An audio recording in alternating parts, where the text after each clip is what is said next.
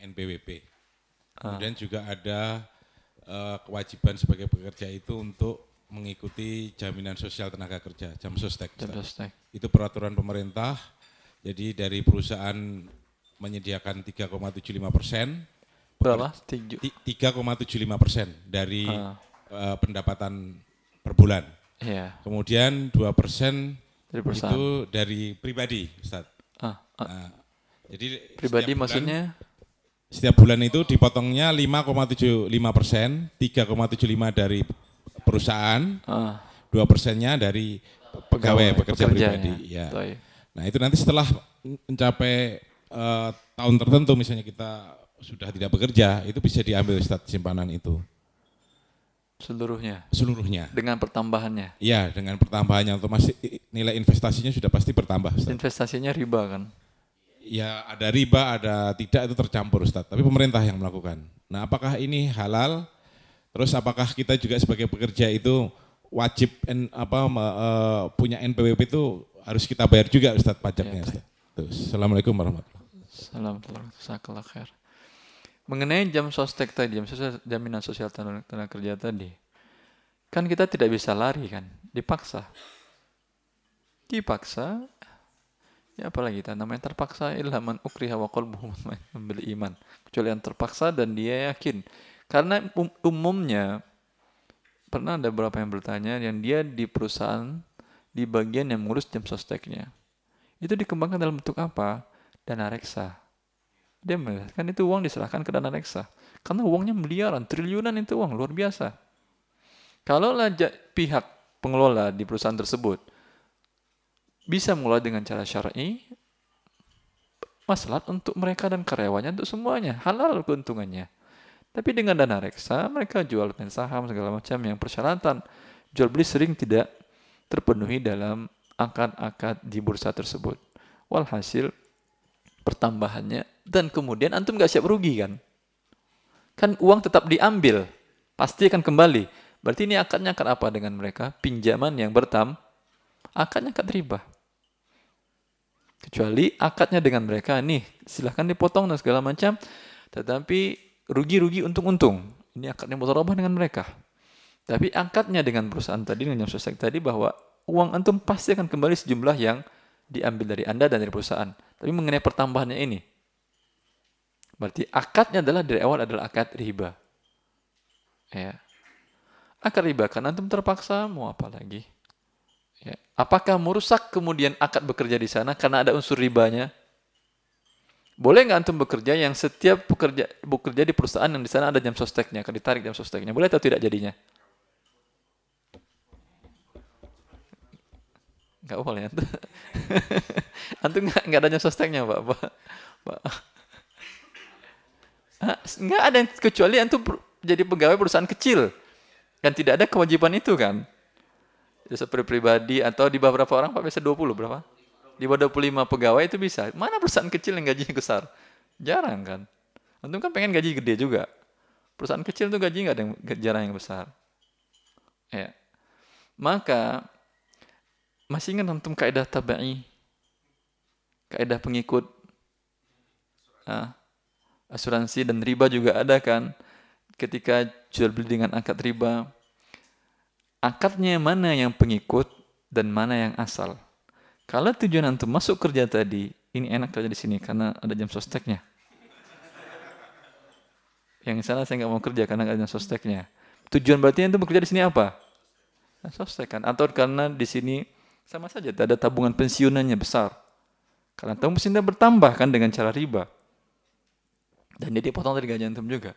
Maka tujuan pertamanya adalah riba. Boleh nggak dia bekerja lagi?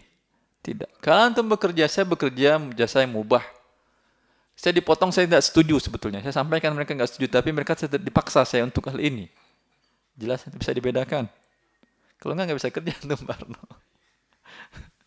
Bisa dibedakan karena ada tabak. Begitu juga antum beli koran, beli majalah, beli segala macam. Di sana ada gambar wanita yang tidak bentuk aurat. Boleh nggak membeli? Kalau antum tujuannya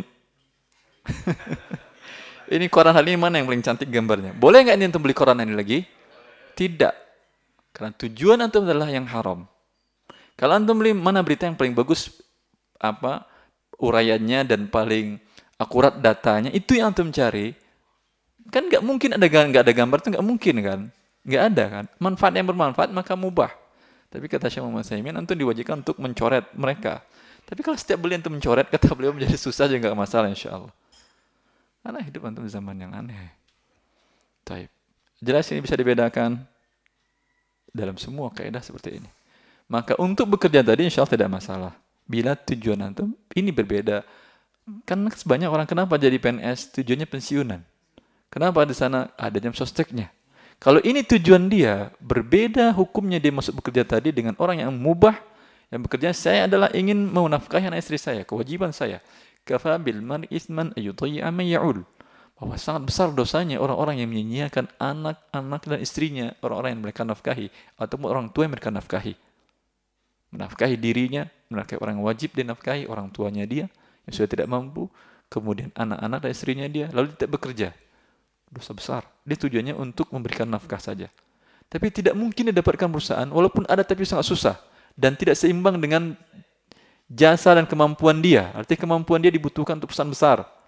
Dan itu tidak mungkin kalau tidak ada hal seperti demikian, jam sostek dan lain-lainnya. Ya.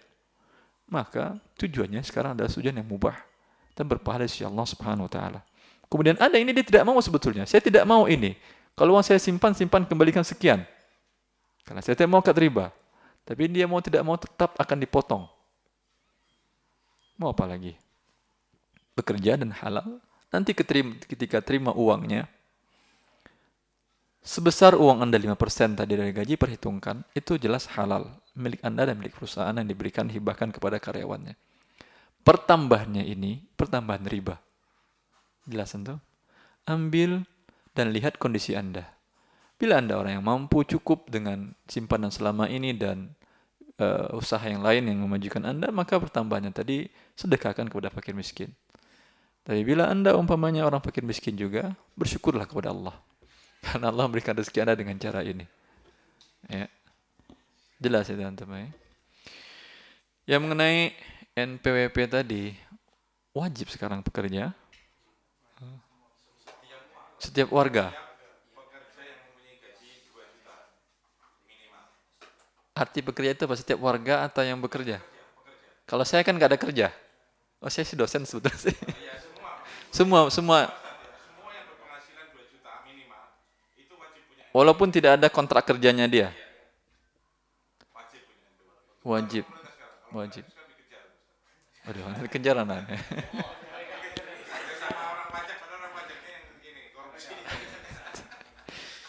Anak kemarin si kajian 3 bulan di kantor pajak nggak pernah mereka nagihkan. Oh, Masya Allah. Taib ya. Antum dihalalkan oleh Allah Subhanahu wa taala. Tidak ada. Allah tidak ma uridu minkum min rizqi wa ma uridu ayyut'imun. Ma uridu minhum min rizqi wa ma uridu ayyut'imun. Aku yang menciptakan kalian, kata Allah. Tidak aku minta dari kalian rezeki dan makan. Sekarang mereka enggak ada hubungannya dengan kita. Mereka menciptakan kita atau tidak? Tidak, mereka tidak menciptakan kita. Maka mereka yang menagih, memaksa. Dalam Islam, inna dima'akum wa amwalakum haramun alaikum. Darah dan harta kalian haram untuk ditumpahkan. Dalam Islam dijaga kebebasan seorang. Tapi di negara atau manusia yang membuat peraturan, tidak ada kebebasan tersebut. Kalau ketika pajak, bebas berarti enggak kita di negara lagi? Tidak bebas di tanah Allah ini lagi. Kalau kita bayar kepada Allah, Dia menciptakan kita. Bayarnya pun bentuk ibadah hanya diinginkan oleh Allah Subhanahu wa taala. Bukan dalam rezeki. Mereka mengaku sebagai kebebasan, liberal segala macam. Apa bebas? Harta orang diambil dengan cara paksa karena wajib. Dalam Islam tidak ada yang paksa kecuali zakat. Kecuali zakat. Dan pun bukan untuk Allah dan bukan untuk Rasulnya, untuk para fakir miskin di antara kita juga. Bisa kepada orang terdekat di antara kita juga. Ya. Lalu mereka mengatakan bahwa teori pajak itu adalah teori imbalan jasa. Mereka mengambil upah dari kita dan mereka berikan jasa untuk kita dalam bentuk fasilitas umum segala macam, ya. Kalau memang benar-benar mungkin kita masih mau. Ini buktinya jalanan hancur. Itu di jalan dekat itu apa? Zalim para pemerintah yang kami membayar pajak besar dekat jalan Jati Asis itu, jalan paling jelek itu kan ya. Besar sekali, tiga platform gitu. Ini zolim, ini ada orang meninggal jalan karena jalan jelek, kan masa itu saudara meninggal ya. Yang jelas mobil, harta orang menjadi hancur, mobil menjadi cepat rusak. Ya. Allah musta'an. Kemudian fasilitas umum yang gratis itu mana? Di sebagian negara orang, sebetulnya jangan dikatakan teorinya secara garis besarnya sih masih masuk akal. Tapi negara itu kan punya pemasukan yang banyak. Dalam Islam jelas. Ya. Antum hidup negara umumnya. Kita lihat contoh saja. Kita tidak mendewa-dewakan Saudi Arabia yang pemerintahan. Karena saya 12 tahun di sana, saya tahu. Tidak pernah kita tarik pajak, perorangan segala macam. Dan barang-barang luar negeri sana murah sekali. Lebih murah daripada di negeri produsennya. Itu mobil buatan Innova buat Indonesia kan. Di sana itu mulai dari 70.000 harganya. 150 juta. Ya. 150 juta. Camry mulai dari 70.000. Mulai dari 70.000 160-170 juta. Ya. Nikmat hidup di sana. Ya. Tidak ada pajak, tidak ditarik. Ya. Fasilitas betul-betul gratis. Fasilitas umum segala macam. Bila ada peminta-peminta akan dibawa ke panti sosial. Bila ternyata miskin akan ada dana sosial diambil dari negara. Memang ada. Pendidikan dari SD sampai universitas sampai SMA gratis. Mau antum jurusan agama, jurusan apa gratis. Antum S1 sampai S3. Kalau tidak menjadi pegawai, ya bukan pegawai negeri swasta, dapat tunjangan per kepala 800 real. Sama dengan gaji sopir Indonesia di sana. Siapapun orangnya. Mau orang Saudi, mau orang manapun, semuanya dapat. Pajak tidak ada. Ya. Maka mereka negaranya tidak punya beras. Tidak ada sawah di sana. Tapi mereka makan beras yang paling mahal di dunia. Basmati itu beras paling mahal. Kalau beras Indonesia, beras Rojo Lisan itu ada. Semua beras di dunia itu ada. Beras dari Australia, beras dari Amerika, beras dari Brazil, beras dari mana-mana ada. Yang paling mahal beras basmati itu. Per kilonya sekitar 8 real. Sekitar lebih. 12 real. Ya. Beras Indonesia di sana yang dari Thailand, beras Thailand itu lebih bagus kualitasnya. Itu harga 5 real, 10.000 Cianjur, beras Pandan Wangi Cianjur itu. Varietasnya varietas Cianjur tapi produk Thailand. Itu sekitar cuma 5 real, sekitar 12.000 per kilo. Mungkin lebih murah daripada di Indonesia kan. Ya. Mereka padahal tidak punya sawah. Karena barang masuknya tidak ada pajak. Dan daya tidak diminta pajak. Sampah itu tidak dari EPL kan. Di sana sampah ditarik gratis. Gratis. Parkir gratis. Mau parkir di mana pun antum gratis. Dan aman. Hah? Jangan pindah, perbaikin daerah antum. Masya Allah, parkir gratis, sampah gratis. Sampah itu ditarik, tidak pernah sampah menumpuk. Mereka sediakan sendiri tong besar, yaitu kemudian patroli polisi setiap 3 jam. Antum kalau ada apa-apa tinggal teriak, polisi keluar. Patroli polisi dengan mobil yang lengkap semua peralatan di sana. Ya. Maka, Masya Allah. Ya. Padahal mereka punya apa? Mereka cuma punya minyak saja. Dari antum katakan mereka kan punya devisa masukin dari visa umroh dan haji. Kalau peraturan pemerintahnya visa dikeluarkan gratis. Visanya dikeluarkan gratis. Yang bayar itu adalah pemerintah tidak 1 sen pun tidak masuk ke departemen keuangan mereka. Dan mereka mengakui dan memang itu yang kenyataannya bahwa mereka setiap mengeluarkan triliunan real, miliaran real untuk biaya per tahun biaya haji itu karena mereka tidak menarik apapun. Tapi memang manfaatnya juga ada bagi warga negara mereka dengan jual beli tentu ada manfaatnya. Tapi bagi warga ke negara tidak ada, pajak tidak ada. Tapi bisa hidup nikmat demikian cuma dengan 1 minyak. Di negara kita semuanya tanah, air, laut, udara milik siapa? Undang-undangnya. Pemerintah. Lalu ditarik lagi yang sudah kita miliki pun ditarik lagi. Semuanya sudah mereka miliki ya. Kemudian juga tidak amanah-amanahnya. Allah al-musta'an. Semoga Allah Subhanahu wa taala memperbaiki dan seluruhnya. Bila memang diwajibkan, akan hukum asalnya tidak ada yang mewajibkan kalau Allah tidak mewajibkan. Ya. Mentaatinya harus, ya, harus. Sampai bisa kita dikejar-kejar ya buatlah. Ya.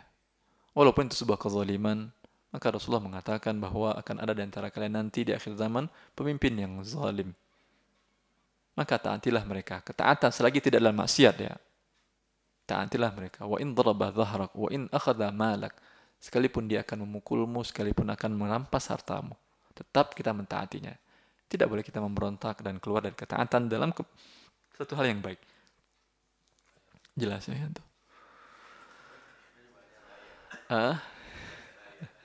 Allah yassir lakum insyaallah.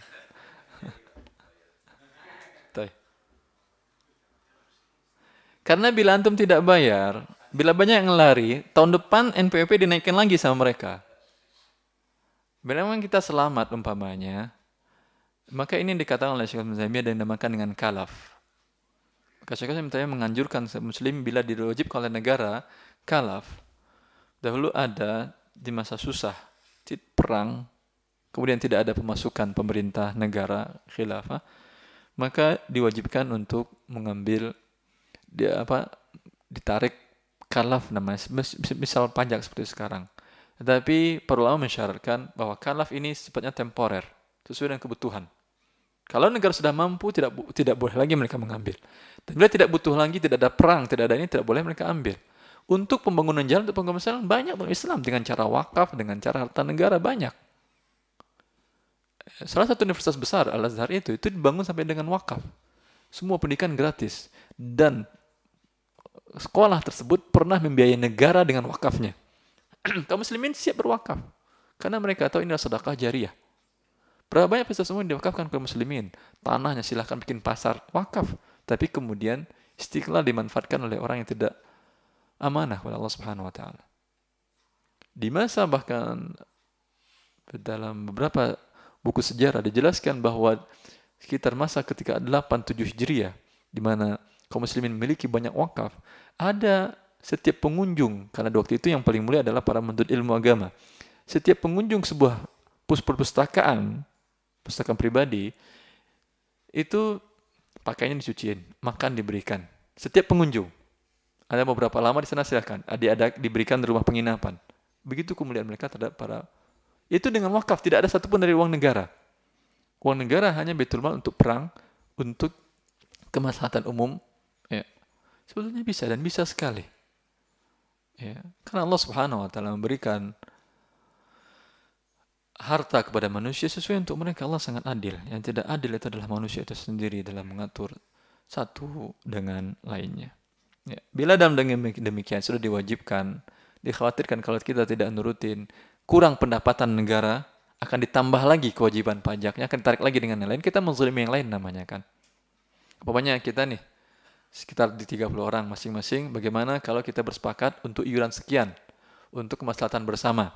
Sepakat. Karena sepakat berarti kita melazimkan diri sendiri kan. Wajib kita ditarik. Maaf, yang tidak paksa, yang tidak ikut nggak masalah.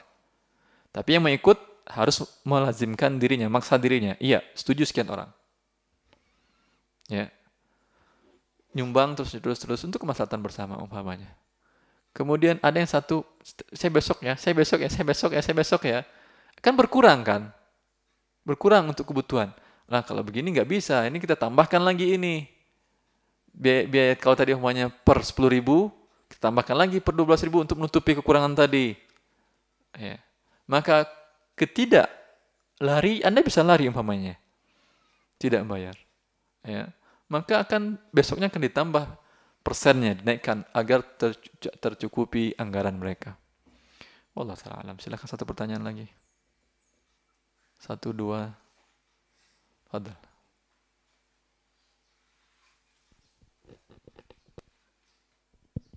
Ustaz, ada sekelompok orang yang bersepakat untuk melakukan arisan emas. Apa? Arisan emas. Ya. Jadi misalnya katakan 10 orang dan setiap orang setiap bulan mengeluarkan senilai 1 gram emas. Tapi dalam bentuk rupiah Ustaz. Terus. Nah, misalnya 10 orang itu terkumpul 10 gram. Terus. Dan nilai ini akan berubah setiap bulan sesuai dengan harga pasar. Terus. Nah, ini hukumnya apa Ustaz? Yang diserahkan kepada yang dapat apa? Emas. Penitian yang beliin. Panitia yang beliin. Enggak masalah. Fadl ente. Tapi kalau diserahkan uang suruh dia beli enggak boleh. Berarti yang terimanya uang kembali uang. Sekarang terimanya emas kan? Iya, tapi yang diterima apa? Emas. Iya. Emas boleh dengan nilai karena terjadi sorof tukar menukar ketika beli emas jadi tukar menukar dengan hari itu enggak masalah. Karena dia akad arisan itu kan pinjam minjam. Antum minjam kepada dia apa berarti? Emas. Maka dibayar dia emas. Dibayar emas, ketika dibayar emas tentu konversi nilai emas setiap dia bayar. Jelas?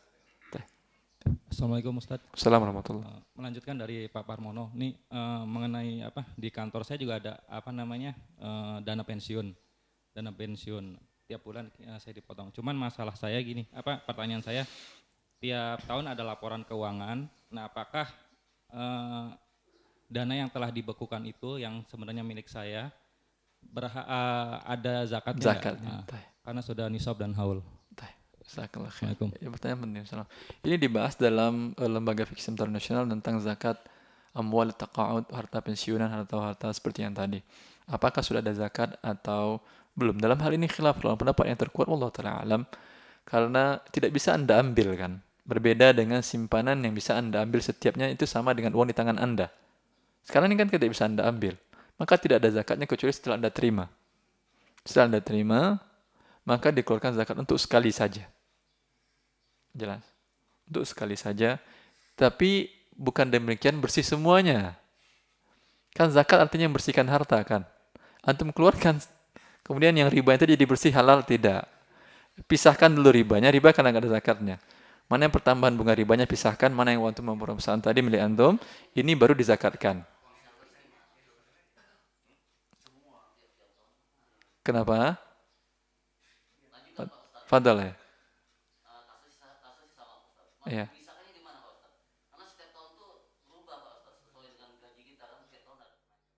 Bisa dihitung atau tidak kira-kira? Bisa nggak minta ke mereka, tolong tentukan mana yang gaji saya, mana yang pertambahannya. Gaji dengan uang perusahaan, mana pertambahan. Bisa. Secara teknologi mungkin bisa, tapi mungkin dia nggak mau. Kan bisa datanya elektronik kan? Kalau data elektronik kan biasanya dengan ngetik satu kata kunci seharusnya bisa kan? Saya kira IT-nya bisa. Tapi mungkin kalau mungkin minta cuma satu orang, mungkin mereka nggak ngelayanin. Tapi kalau antum minta sekitar 30 orang dari perusahaan tadi, mungkin dia siap melayanin. Insya Allah bisa. Ya, kalau tidak perkirakan sajalah. Perkirakan gaji antum umpamanya sekitar 10 juta itu berapa tahun? 3 tahun. Berarti 2% dari antum 5%-nya sekian. Yang gaji naik dari tahun ini sampai tahun ini. Berapa itu? Maka 9%-nya sekian. Pertambahannya jelaskan setiap laporannya itu bisa kan berarti. Sebetulnya tidak tidak masalah. Baik. Subhanakallah bihamdika asyhadu an la ilaha illa anta astaghfiruka wa atubu ilaik. Assalamualaikum warahmatullahi wabarakatuh.